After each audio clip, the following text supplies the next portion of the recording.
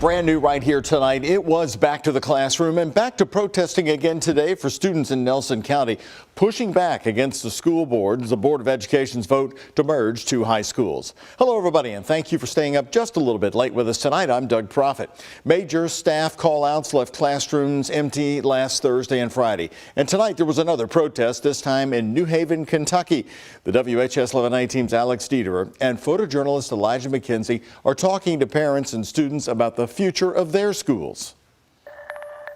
Save our schools! Save our schools! Save our schools! Honks and chanting ringing out here as students, teachers, and parents protest the board's decision to merge the two high schools. The Nelson County Board of Education voted 3-2 last Tuesday to merge Thomas Nelson and Nelson County High Schools. Now, almost a week later, parents are still worried. That's that many more or less opportunities for those students to be involved, to have a place, to have a purpose. You know, that's their home, and they're talking about taking it away. And 1 week later, still many unanswered questions. We can't get answers over email. I've emailed numerous times, so has everyone.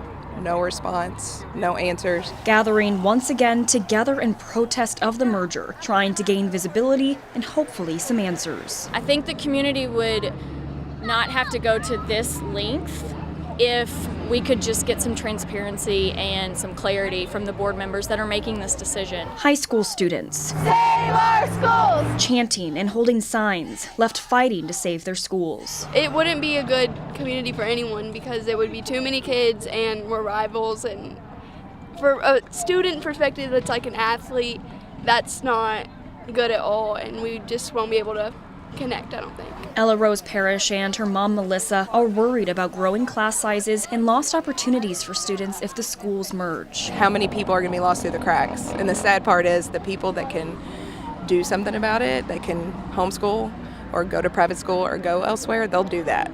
But the kids that do not have the good home life and the ones that do not have the means, they're the ones that are going to be lost through the cracks and miss all those opportunities. We have tried to get comment from current board members and the Nelson County Superintendent Wes Bradley, but so far they've been silent since the vote.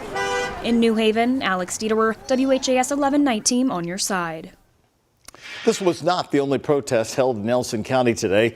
Students and staff at Bloomfield Middle School walked right out of class in protest of that merger. Parents sent us these pictures from the school this afternoon. A special meeting of the Board of Education is planned tomorrow at 5:30. According to the agenda, they'll be accepting a board member's resignation. Happening tonight is Ford, as workers at Ford's Kentucky truck plant get close to 2 weeks on strike. Today, they received a visit from the Louisville Mayor, Craig Greenberg. The Louisville Mayor stopped by the Union Hall on Chamberlain Lane before meeting with workers right on the picket line. He says he wants to show his support for the men and women of the UAW as contract negotiations are still happening. Hoping that the strike does come to an end soon because there's a win-win contract that supports them and their families and also is good for Ford as we look to the future. Ford's an important part of our community, but the hardworking men and women at UAW and their families are very important as well. Local UAW President Todd Dunn says the strike is impacting members who are not bringing home their normal paycheck. He says they're working on a food bank and have helped others with housing options. That type of solidarity and being our sister and brother's keeper is really bringing a lot of that level of anxiousness to get a contract, but also solidarity to stay one day longer, right? One day stronger on the strike picket line. While the union expected layoffs to also happen at Louisville's the Ford assembly plant down by the airport, it may now no longer be the case. Dunn told us today that non-union salaried employees have kept KTP's stamping facility running, and that gives LAP the parts they need to work. UAW President Shawn Fain said today that a deal could be close as the union expanded the strike to a Stellantis assembly plant in Sterling Heights, Michigan. It's the first strike announcement since the one here in Louisville at the Ford Kentucky truck plant. This is the largest plant for Stellantis and makes the Ram 1500 truck. UAW President Shawn Fain visited the picket line outside that plant this morning. We are where we are, so but they know where we need to be, and we're not. We can get there. We can get a deal done, this week. But we got to get serious. The company's got to get serious and get down to business. In a statement, Stellantis said the company is outraged by the strike expansion, saying it made a comprehensive new proposal to the union just last Thursday and was waiting for a counterproposal from the UAW. More news tonight. A JCPS second grader sent to the hospital in critical condition this morning after he was hit by a school bus on the way to school. It happened right outside Louisville Elementary School. That's on Faganmish Lane near Hollow Creek Road in Highview. Police say the 8-year-old was crossing the street when he was hit by JCPS number 2044. A JCPS spokesperson says the bus was empty and the driver was on their way to pick up students. Louisville Metro Police said the boy was with his dad and sibling and may have darted right in front of the bus. A parent we talked to drops his children off at their bus stop in front of the school and says he's often worried about safety. I want all the kids to be safe. Sometimes I feel like this is not really safe place to drop the kids by the, like the busy area. A Louisville Metro Police spokesperson says there is usually a traffic guard working the crosswalk, but they were off on bereavement leave at the time. Joseph Lawson, the first man arrested and charged in connection to Crystal Rogers' death, will not be in court this week as had been expected. A judge entered a ruling late this afternoon, postponing the hearing now to January. Lawson is charged with conspiracy to commit murder and tampering with physical evidence. According to the indictment, both charges stem from an incident on the 4th of July weekend in 2015. That is the same weekend Rogers was reported missing, and just days before her keys, phone, and purse were found inside her car on the side of the Bluegrass Parkway.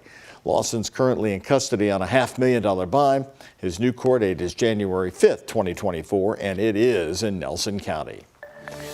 Happening tonight, the candidates for Kentucky governor were back on the debate stage as we are now just 2 weeks away from Election Day.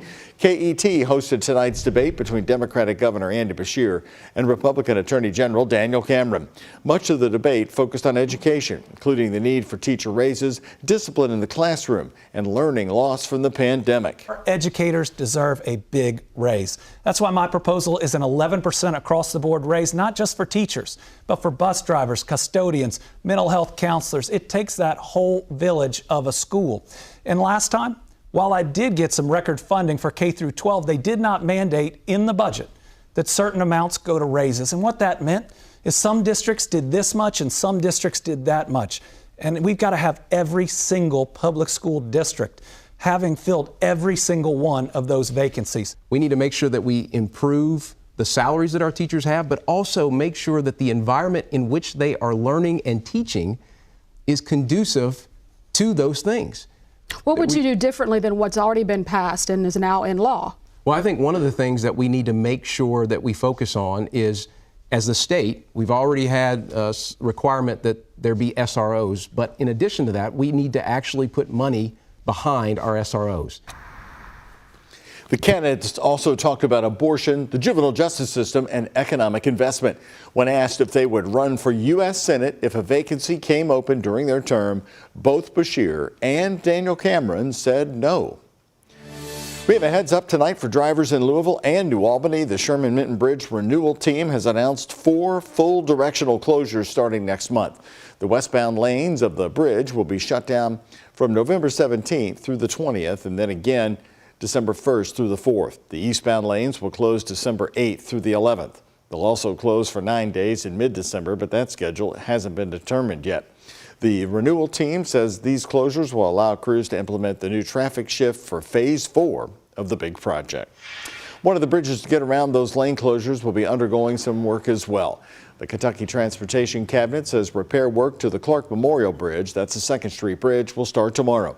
Crews will make repairs to the bridge railing and the sidewalk. Drivers should expect lane closures and traffic shifts during construction. This project is expected wrapped up sometime by winter.